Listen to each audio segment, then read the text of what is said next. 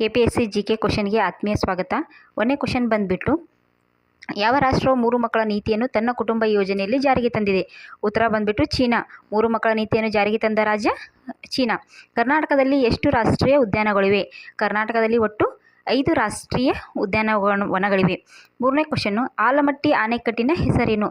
ಆಲಮಟ್ಟಿ ಅಣೆಕಟ್ಟಿಗೆ ಇನ್ನೊಂದು ಹೆಸರು ಲಾಲ್ ಬಹದ್ದೂರ್ ಶಾಸ್ತ್ರಿ ಅಣೆಕಟ್ಟು.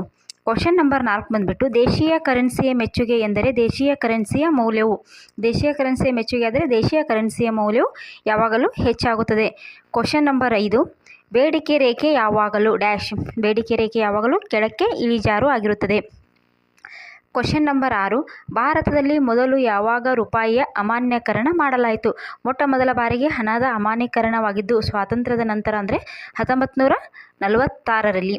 7ನೇ ಕ್ವಶನ್ನು, ಪಂಚಾಯಿತಿಗಳು ಸಂಗ್ರಹಿಸುವ ತೆರಿಗೆ ಯಾವುದು? ಪಂಚಾಯಿತಿಗಳಿಗೆ ತೆರಿಗಿಸುವ ಅಧಿಕಾರ ಇರುವುದು ಸ್ಥಳೀಯ ಸಂತೆ ಮತ್ತು ಜಾತ್ರೆಯಲ್ಲಿನ ಮಾರಾಟಗಾರರ ಮೇಲೆ ವಿಧಿಸುವ ತೆರಿಗೆ ಇರುತ್ತದೆ. ಯಾವ ರಾಜ್ಯವು ಮೊದಲು ಗ್ರಾಮೀಣ ಉದ್ಯೋಗ ಭರವಸೆ ಕಾರ್ಯಕ್ರಮವನ್ನು ಜಾರಿಗೆ ತಂದಿತು? ಮೊಟ್ಟ ಮೊದಲ ಬಾರಿಗೆ ಗ್ರಾಮೀಣ ಉದ್ಯೋಗ ಭರವಸೆ ಕಾರ್ಯಕ್ರಮ ಜಾರಿಗೆ ತಂದ ರಾಜ್ಯ ಯಾವುದಂದರೆ ಮಹಾರಾಷ್ಟ್ರ. 9ನೇ ಕ್ವಶನ್ನು, ಯಾವ ಸಮಿತಿಯು ನಬಾರ್ಡ್ ಸ್ಥಾಪಿಸಲು ಶಿಫಾರಸು ಮಾಡಿತು?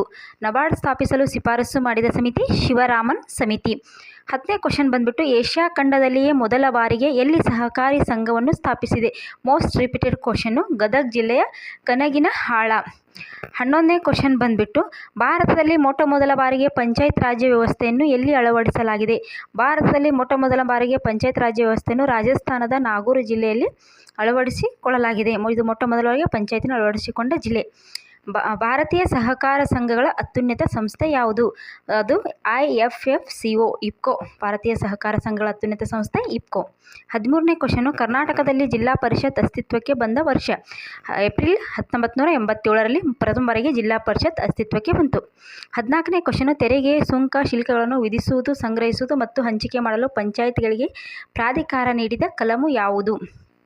ಈ ಕಲಮು ಯಾವುದಂದರೆ 243H. ತೆರಿಗೆ, ಸುಂಕ, ಶುಲ್ಕಗಳನ್ನು ವಿಧಿಸುವುದು, ಸಂಗ್ರಹ ಮಾಡುವುದು ಮತ್ತು ಹಂಚಿಕೆ ಮಾಡಲು. 15ನೇ ಕ್ವಶನು, ಡಾಂಬರ್ ಗುಳಿಗೆಗಳಲ್ಲಿರುವ ರಾಸಾಯನಿಕ ವಸ್ತು ಯಾವುದು? ಡಾಂಬರ್ ಗುಳಿಗೆಗಳಲ್ಲಿರುವ ರಾಸಾಯನಿಕ ವಸ್ತು ಯಾವುದಂದರೆ ನ್ಯಾಪ್ಥಲಿನ್. 16ನೇ ಕ್ವಶನ್ ಬಂದುಬಿಟ್ಟು, ಶುಷ್ಕ ಮಂಜುಗಡ್ಡೆಯು ಡ್ಯಾಶ್. ರಿಪೀಟೆಡ್ ಸೈನ್ಸ್ ಒಳಗೆ ಇದೊಂದು ಘನ ಇಂಗಾಲದ ಡೈಆಕ್ಸೈಡ್. ಶುಷ್ಕ ಮಂಜುಗಡ್ಡೆ ಯಾವುದಂದರೆ ಘನ ಇಂಗಾಲದ ಡೈಆಕ್ಸೈಡ್. 17ನೇ ಕ್ವಶನ್ನು, ಸೂರ್ಯನ ಮೇಲ್ಮೈ ಮೇಲಿನ ಸೌರಕಲೆಗಳು. ಇದು ಹೆಚ್ಚಿನ ಕಾಂತಕ್ಷೇತ್ರಗಳ ವಲಯ ಅಂತಲೇ ಕರೀತಾರೆ. ಸೂರ್ಯನ ಮೇಲ್ಮೈನ ಸೌರಕಲೆಗಳು ಹೆಚ್ಚು ಕಾಂತಕ್ಷೇತ್ರ ಹೊಂದಿರುವ ವಲಯ. ಹಸಿರು ಗೊಬ್ಬರಕ್ಕಾಗಿ ಯಾವ ಸಸ್ಯವನ್ನು ಬಳಸಲಾಗುತ್ತದೆ? ಹಸಿರು ಗೊಬ್ಬರಕ್ಕಾಗಿ ಸೆಣಬಿನ ಸಸ್ಯವನ್ನು ಬಳಸಲಾಗುತ್ತದೆ. ಸೆಣಬನ್ನು ಇದು ಮಾಡ್ಬೇಕಂದ್ರೆ ಹಸಿರು ಸಸ್ಯವನ್ನು ಬಳಸಲಾಗುತ್ತದೆ. ಪ್ರಪಂಚದ ಅತಿ ದೊಡ್ಡ ಸಿಹಿ ನೀರಿನ ಬೈಕಲ್ ಸರೋವರ ಇರುವುದು ಎಲ್ಲಿ? ಅತಿ ದೊಡ್ಡ ಬೈಕಲ್ ಸರೋವರ ಇರುವುದು ರಷ್ಯಾ ದೇಶದಲ್ಲಿ. ರಷ್ಯಾ. 20ನೇ ಕ್ವಶನ್ ಬಂದುಬಿಟ್ಟು, ಸಿಂಗ್ರೇನಿ ಗಣಿಗಳು ಯಾವುದಕ್ಕೆ ಪ್ರಸಿದ್ಧಿ ಪಡೆದಿವೆ? ಸಿಂಗ್ರೇನಿ ಗಣಿಗಳು ಕಲ್ಲಿದ್ದಲಿಗೆ ಪ್ರಸಿದ್ಧಿಯನ್ನು ಪಡೆದಿವೆ.